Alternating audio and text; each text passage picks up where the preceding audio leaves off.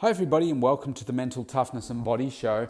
My name is Rob Evans and I'm your weight loss coach, health strategist and internationally published author, helping take your life, your business, your body, your mindset, your health, your wellness from where you are to where it is that you want to be.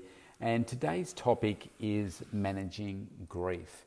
And the reason that this is front of mind for me right now is that I had a good friend, he's also a client of mine, that so sadly lost his wife to cancer Monday a week ago, and the funeral was on Wednesday, so a couple of days ago now.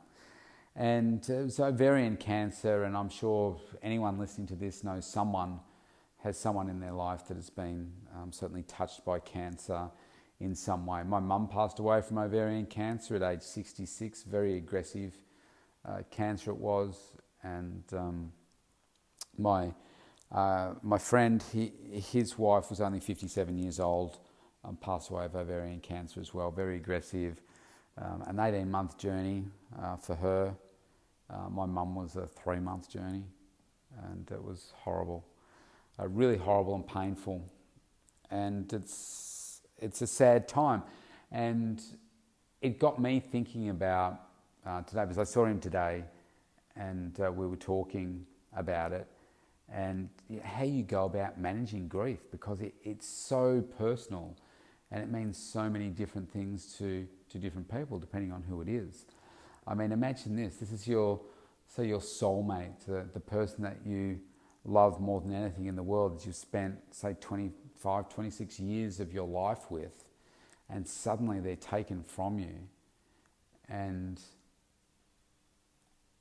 there are so many different emotions that you can feel. And so I think the first thing that you feel is that deep sadness. Now, the topic of today is like managing the grief and how you do it. What I was talking to Alan's his name, what I was talking to Alan about was, you've just got to let it flow. Like that sad feeling, you've just got to let it out, because it's natural to obviously feel a deep sadness, a deep loss that you've had. And I think the challenge is you do want to let it flow, but I know from my perspective, when it came to my mum, when it came to my dad as well, it's okay to cry. I mean, a lot of men, I should say, struggle to cry because they think it's a sign of weakness. And I think the challenge that I faced was, I need to cry, and I know it's okay to cry, and it's okay to cry in front of other people. Yeah, I'm a strong person, I'm a strong man, but I'm also an emotional man, and I have a heart, and it's a big heart. And when you lose someone that's close to you, it's okay to cry. The challenge is that you don't want to find yourself crying all the time, constantly at the drop of a hat, and kind of turn into some sort of basket case. That's what kind of the language that you tell yourself, and you want to kind of balance it. But I think what you do need to do initially, you just need to let it flow and let it come out just naturally. If you feel like crying, you cry. You let it come out, especially men, and it's okay. It's not a sign of weakness.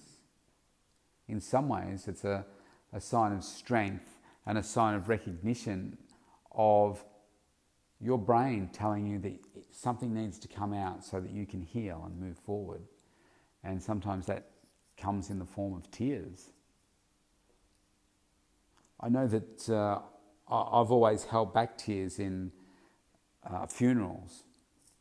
I know when I was doing Mum's eulogy, it was really hard. There were certain parts of it that I knew, especially towards the end, when you want to say those final words of goodbye, that they're heartfelt. They hurt to say them.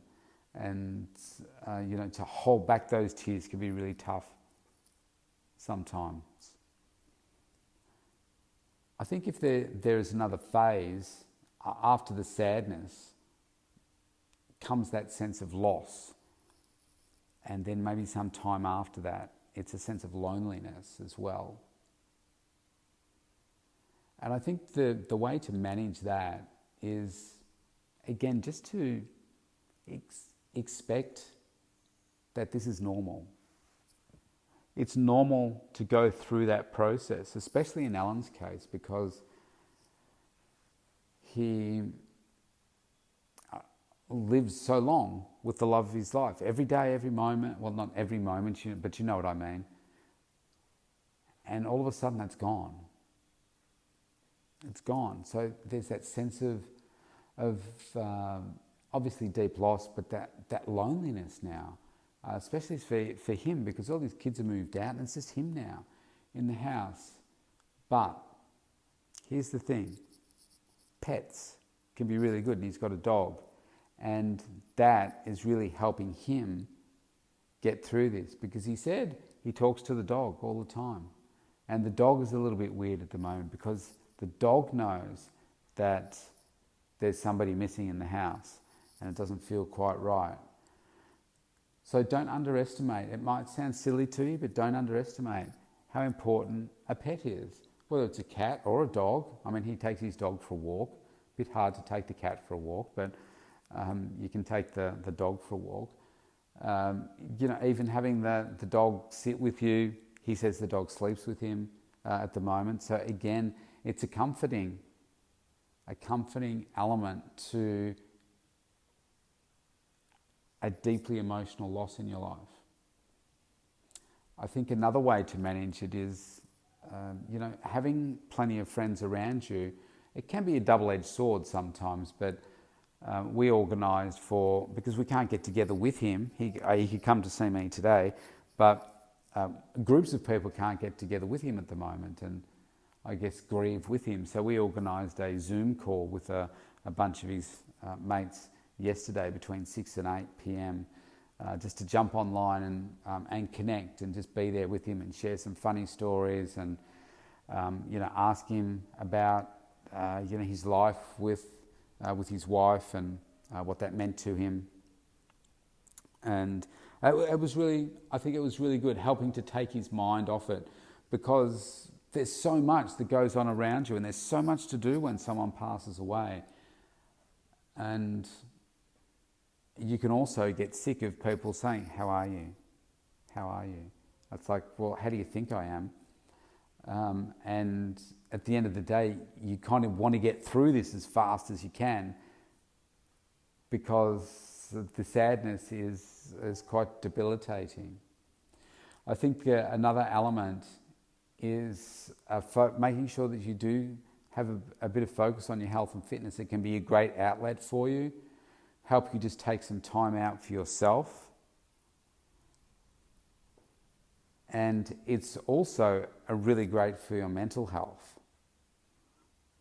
So going through a time of deep, deep stress, I know when I was with Dad and I was waiting for him to pass away, he was in a coma effectively, and it took 8 days, and we were with him for a lot of it. But I would find some time during the day just to get away from he was in an aged care facility, but to get away from the facility, the nurses, the other people.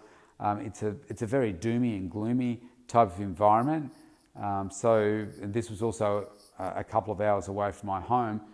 So I found a gym where I could train. And so I would go there once a day just to do a session to make sure that I just gave myself something to just have a break from it. Were they the world's best workouts? No, they weren't, but they got me out and they got me doing some other things, and that was important. I think through the various stages, I mean, I'm no expert in this area, but I know that we go through various phases when we do manage grief, and whether I've got the order right or I've missed some steps, and from a true psychological perspective, maybe there's some other elements, but maybe I'll link these next two together. I think there comes a time where there's frustration, and let me talk about that one a bit first. So the frustration can come in many forms. It can come from people keeping on asking you how you are. It can come from the perspective of finalising someone's life has a lot of paperwork involved. There are a lot of steps involved. It's incredibly challenging, and it takes probably 2 to 3 times longer than you thought it would. I think about all the stuff that I did for Dad because I was his power of attorney, and there were just things that I didn't think you needed to do when someone passed away. Or because I was the power of attorney, I thought I could do things that I was told that actually you can't do that now that he's passed away. You're not allowed to use his funds to, pay for essential expenses. And what that meant that I had to do was, well, Dad had the money there to pay for these things, but I could no longer use those funds. So I had to use my own funds to be able to do it and to pay for the funeral and other costs and everything, and things were mounting up. And even though the money was going to come back to me, it wasn't about that. It was more about the fact that this was also a time when I wasn't in my business as much because I was there for Dad, and there were things we were doing with the house and all that kind of stuff that I just wasn't having as much income coming in. So that was incredibly frustrating as well. And just dealing with the solicitors and real estate agents and all the different people and phone calls, it's just frustrating. And then I think after frustration perhaps comes the anger. And the anger can sometimes be targeted at the deceased. And I mean that in the context of, how can you leave me? How could you leave me like this? How could you give up? Or how dare you get this disease? Why didn't you take care of yourself better? Whatever's going through your mind. I said to Alan today, it can be really frustrating and angry for you because he is one of the nicest men I've ever known. Like, he's so generous and loving, and he's always there for everybody. He's always there for other people. And at just age 57, the love of his life has been taken from him by this wickedly cruel disease. And he could be angry about that and say, why did you leave me like this? I need you. But I said to Alan, there's a couple of ways I think you can deal with that.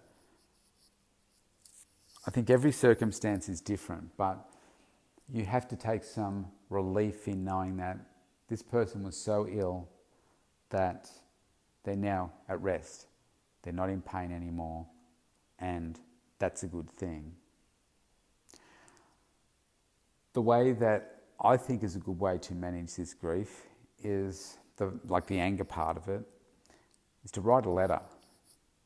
Write a letter to the person that you're angry at. And obviously if it's the deceased, even if it's somebody that's still living, I'm not suggesting that you send the letter to them. In fact, it's probably a good idea that you don't. But you write down how you're feeling and why you're feeling that way. And then what I suggest that you do, and hold nothing back, because you have to think about it like this. Once you go through this process, that's it. Okay, you do it once, you write everything down, you get everything out. If it's swear words, if it's absolutely every single feeling that you're thinking, this could be a long letter. And then what you do is you read it out. And you either read it out with someone else there listening to it, or you just read it out loud to yourself, and then you burn the letter. And then when that letter's burned, that's it. That's closure, and that's your opportunity to move forward. Now, this is really, really powerful. Now, I'm no specialist in this area, but I've worked through this task with a couple of people before, and the change that it's brought within them. We're talking about we're talking about a lifetime of hurt and pain that people have been able to deal with by using this one technique. So it's really powerful. I've used it before myself. I like to write down the things that I'm feeling when I'm in, like if I'm in pain, if there's something that's really troubling me, write it all down. Get it all out of your head. And just that process in getting it out can be so powerful. It really can. Then I think the last step for me in managing the grief is about getting coaching. I'll say coaching or counselling. I think in these times, you can obviously have mates, family to talk to, but I think there needs to be a complete debriefing, if you like, with somebody that has no emotional connection to this whatsoever, either to you or to the situation or the person that you're grieving over. Because this person, if it's the right one, somebody that's an expert in dealing with these matters, why would you go and see a coach or a counsellor?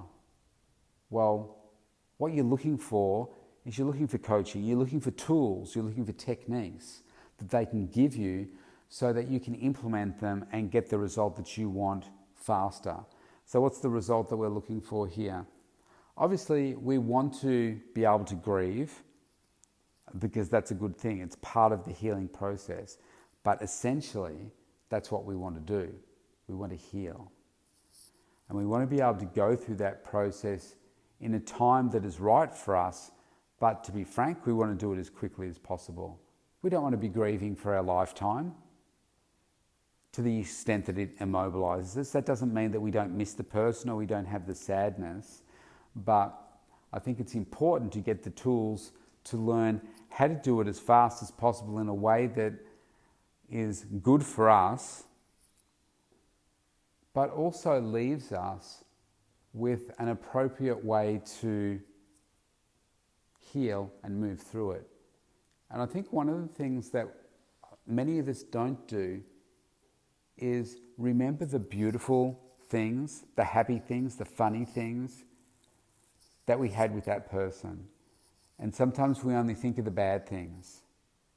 Or sometimes we just think of the event itself, the loss, they're not here anymore, and the hurt from that. I find this in relationships too. Even though there's no passing, but you're no longer together with someone.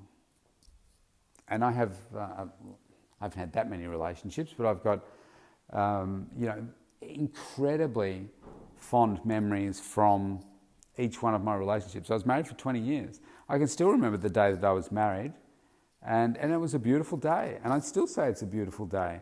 Like, it was one of the happiest days of my life. It was an amazing day. We thought it was going to rain at some point, but it didn't. We were in this weird Italian reception centre. We had a beautiful honeymoon. We had a beautiful day.